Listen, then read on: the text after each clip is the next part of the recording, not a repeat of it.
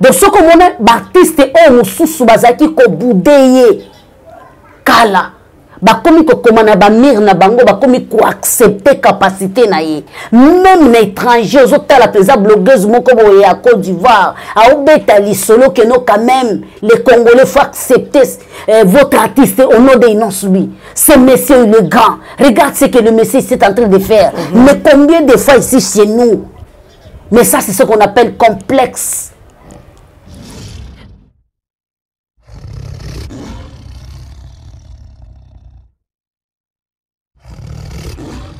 Kimongo ka bongo to kende nango na zala nango ne kenge. Oko comprendre? Na kimongo to kende kata kalo keto ka bongo zala nango e kenge na lolenge ya kimongo. Ce qui contraire même biso na bandundu to kende ka ko kende makolo mulai chan kana ndenga kikongo. Pour ça ka système ya salon to kota skona ba chambre ba salon ba cuisine.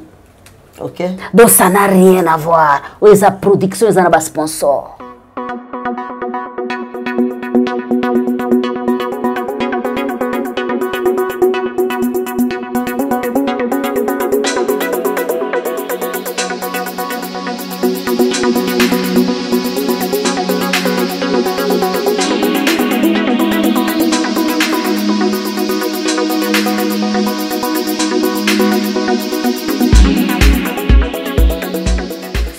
Bonjour à tous les trios du monde entier. Hein, vous avez l'habitude de nous voir trois dans notre plateau, mais aujourd'hui, c'est un plateau moko spécial. Nous sommes à deux, les dios du monde entier. Voilà, Nadia de la presse congolaise et Jika de la presse congolaise, c'est vrai. Nous avons l'habitude de parler sur l'actualité. L'actualité, comme nous sommes des journalistes, l'actualité nous oblige. Voilà pourquoi nous nous sommes réunis aujourd'hui avec Dada Taïfa pour te mekape ko beta lisolo ya actualité ya consort ya Inosbi notre artiste congolais ou azosa la fierté ya musique congolaise dans le monde entier c'est vrai to mesa na Congo comme na kaka Congolais, nous avons c'est ça l'habitude. Il y a qu'au pencher, il y a qu'aux alakaka pencher, na elo komoko boye. C'est vrai, Inosbi, azo salamakambo oyo, ils ont mon ami sur bateau, mais c'est comme si on fait semblant, il y a komona ou bien il y a koyoka or, tozo mon ami sur yango. Ensemble avec Dada Taïfa aujourd'hui, tozo mekape ko beta les solo ya Inosbi na concert nae oyo azo beta na Mujimai et to mesana komona ya ke Goma, ake Bukavu. À qui États-Unis, à qui Paris, mais l'élo, tout qui les solo en bougement et bimi. Et pendant qu'il n'y a les solo en bougement, monsieur sur le bioté, à Salika bon pote président Abisso, à moi côté à Kassai, et à moi les gars qui s'appellent Kassai, comme Dada Taïfa, à la bouche autorisé à tigre, à comme canter que expliquer Bisso. Contrat wana et yaki nini et Inosbi accepter yango excusez-moi accepter yango facilement nini aki kobeta la mouvement et mabele oya ebité on a message nangote mais ndimi quand même risque wana aki ne kobeta na mouvement tika topé ça mbote bonjour na batu tout au bolinga Dada Taïfa au bolinga na DGB boza tellement ébélé to tanga ba kombo na bino te mais tolinga kabino mingi Dada Taïfa bonjour na DGB la femme selon Yesu selon ndenge yemoko leader Inosbi abengaye la femme selon Yesu yemoko pa linga ki amibenga mobali selon Yesu merci beaucoup na DGB merci beaucoup na baguerrier na baguerrieuse merci beaucoup na ba étoile na ba griffe tout ya monde entier na pesibino bambote merci beaucoup na yemoko leader number 1 artiste international de l'Afrique jusque là nanu mutoboto liengwendete enfant béni de la RDC les jeunes leaders Molodoy le sakone bisika zali les big manager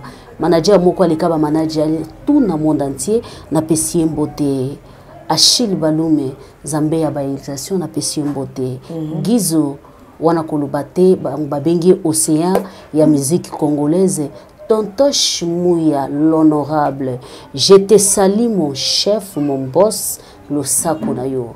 Le sako na balobeli, ngana molobeli, te ngana mpanzi sango.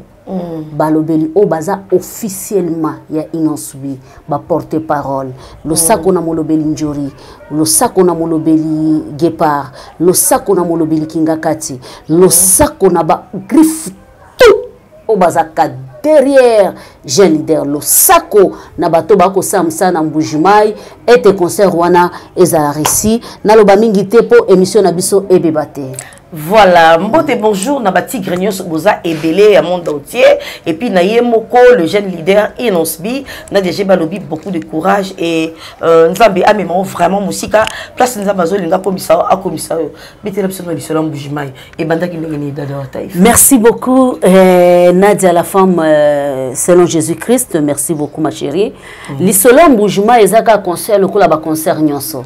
Vous comprendre tango moni artiste mono moni Inosbi bino moboye bina monde presse parce que Nadia na monde presse na monde musique oza ya lelote oza ya kala donc boyebi que no artiste mono ne pas signer contrat qui azo kende ko beta ezalaka sous production. Voilà, cela veut dire que manager na ye l'équipe elingi produire ye na Mbujimai na ba sponsor bazali en collaboration ba se metaki ensemble et le quoi tolingi tolamba mipanzi tolingi mipanzo po bimana gu otolelaka photo chani photo cha aubergine photo cha boy photo cha bile onyoso wana esenga biso tozana 15 000 francs congolais so esenga ezala 15 000 dollars 15 000 so esenga ezala 20 000 dollars ezala 20 000 dollars bako kamata ba pesi na jeune leader ou azali lokola invité pour yaza invité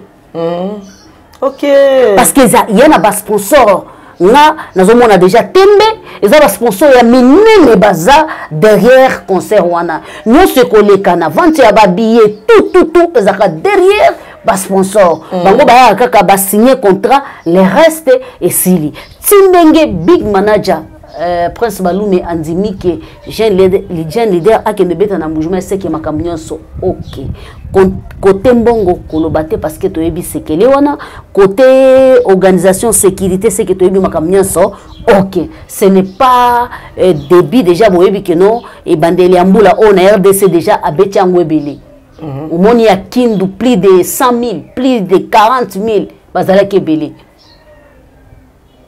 Kivu, Bukavu, Amani et tout, il y avait beaucoup déjà. Donc, Oyo, Eza, Yakolobe, le côté, na évité ce que Yakobak Césali. Voilà pourquoi j'avais dit au début, Tomisha n'a pas comme on a innocent, Abet Raming na Est, des fois Kinshasa aussi, Abet Akame, Ming a penché à l'extérieur du pays, parce que Babeng Akaya qui est bêta. Mais est-ce que vous n'avez pas eu peur?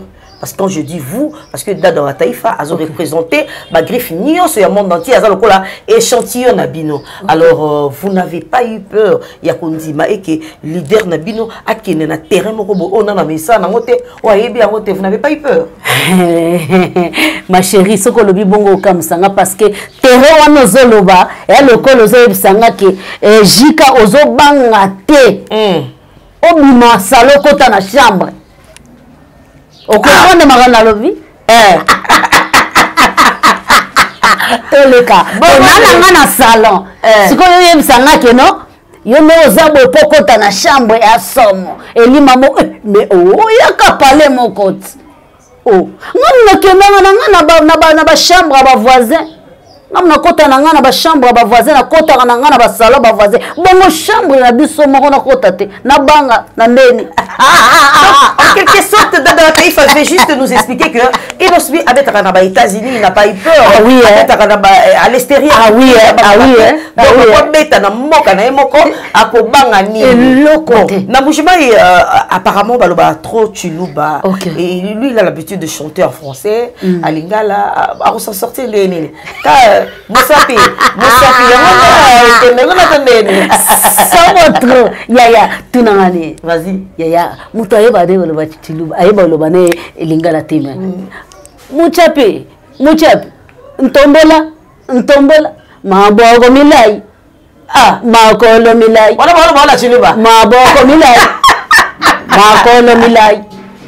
Zalana bango ekenye wala okomo yebelo na chiluba zalana bango kasi déjà ba maîtriser siko bazo kengela ngoka na ndenge wana yaya siko ba betika zalana bango ekenge kolala te ekenge Bon, d'abord, il faut que tu pembe, c'est vrai, bon, interpréter en gros, et que on a négocié, on n'en disconvient pas, tu as pembe, tu as bon, oui, que tu as kina, nzela tino ya awa, qui m'a solo nzela ngabi, tous a monté mon kita, on nous a dit parce que notre président était kassaïen, alors innocent, Azana Posa, Azana un peu proche du président, et il a jugé bon à produire doule na ekuna na province orientale pour satisfaire un peu Bakassaïen pour président la biso Tchaïpe Mwaka.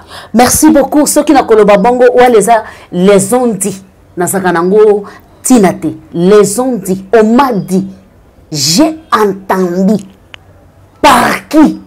Par des passagers. Mes amis. Oh.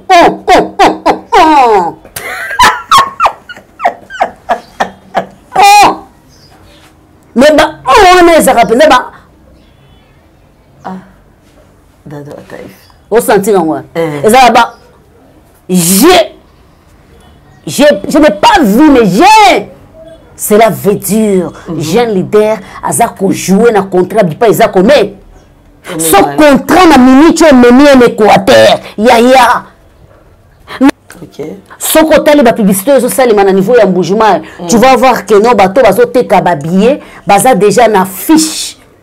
Il y a leader, il y a consoeur, mais na sima bache combo, ce qui groupe Zayo.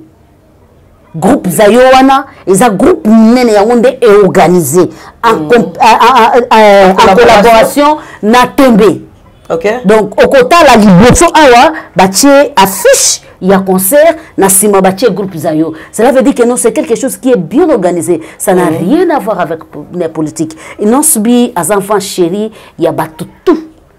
Il y a tout, il y a RDC. À enfants chéris, il y a tout, il y a RDC. Est-ce que imaginez que non, les 25, à boire les CP là, à boire les Kobina, Andimana Fanda Sama Bene, Andimana Ye Anguluma, na bateau to benga kaba Kimizi. Aya na bango sika moko akabula na bango mai ala bela bango mo poto otali motema wana epesami na bato ebelete vi age na ye yonanga to ali ba panzi sango na koloba po okutani nanga normalement ezali na bato bazali mieux placé pour na koloba mais to akoloba po to na likambo koloba penza o ezali mama na mutuya concert na subi ezaka kakolakisa que non l'artiste est en vie. Voilà. Ce qui artiste il est en vie et puis il travaille. Il travaille. Donc il y a un grand, un leka. Dans français, il y a un complexe d'infériorité. Merci beaucoup. Complexe qui est grand, qui est sur moi pour du mamoutou. Exact. Au senti rango, dans la minute na RDC, il y a subi qui domine. Il y a un qui 2023 c'est notre tour. Dieu va faire encore. Et cela veut dire que non. Là, c'est notre tour. Ma chérie, je t'invite chez nous. Déjà griffe. Mais je suis déjà le bienvenu. Bon, que Nadia GB n'a pas de couleur. Moi, si l'artiste est au salam, il faut vraiment pour soutenir. Moi, je fais le contraire. Il y a journaliste Ebele, tous en Kinshasa. Parce que je me tourne tout bêtement sur le monde. 2 minutes, je ne sais pas. C'est vrai, qui m'a si mangonga. Batu ebele boa sima fait rigola bozwaka elo côté boza sima ya fali poupa bozwaka elo côté mais artiste innocent aza congolais comme tout autre artiste pourquoi voulez-vous seulement pencher na baya mikolo wana o ba pesa mne lo te bo fingela bango batu bokota ba prison ba ke la no maladi pour na bango bozelo.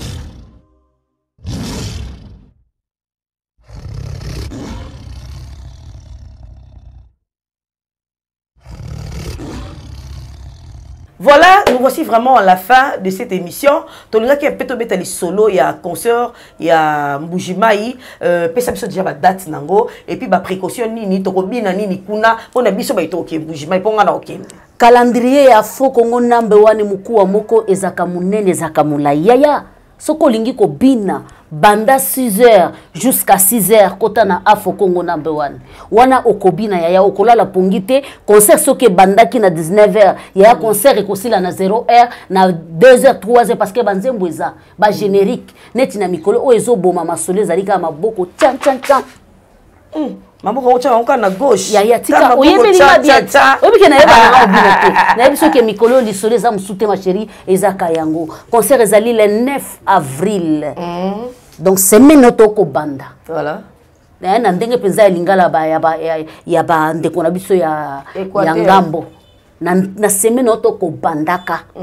Le 9 avril nako senga na bandeko na biso toko mekana chiluba bana betu ba kumbujumai.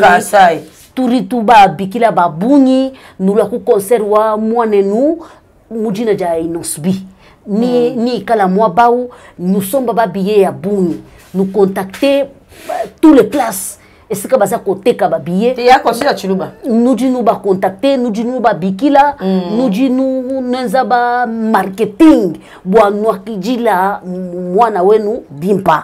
Donc rien à dire, voilà na réussir na la kisi ke naza journaliste na tangalangi. Merci beaucoup na wandugu wote wa Mbujimai wale wanafataka Swahili. Nina waita wote wandugu wapenzi, mkuye wa mingi, situ wa jeune. Muna wake Mbujimai inapitisha matamu ya difficulté. Ileta mena mufurahi, mucheze, mkuwe ko bien. Ile stade ni yenu. Ilikuwa isharibika, bana batengeneze. Sasa munaona jeune leader anakia kubafurahisha. Atafanya mavizite za mingi, ataona batu ba mingi. Memishi na mu programme ya jeune leader, mais mina yu ala kusema le 9 avril, Mbujimai itakuwa bouger, itabakia histoire yane. Merci beaucoup ma chérie. J'invite ba griffe tout bas à la mobiliser. Rendez-vous aujourd'hui na TikTok na 20h heure de Kinshasa pour ne pas oublier toujours avec Dado Taïfa. Tu es griffe, branche-toi, je serai là. Rien à dire, on est là. Les jaloux, surtout les vieux Mawelisa, Bakodaye Mabé, rien à dire.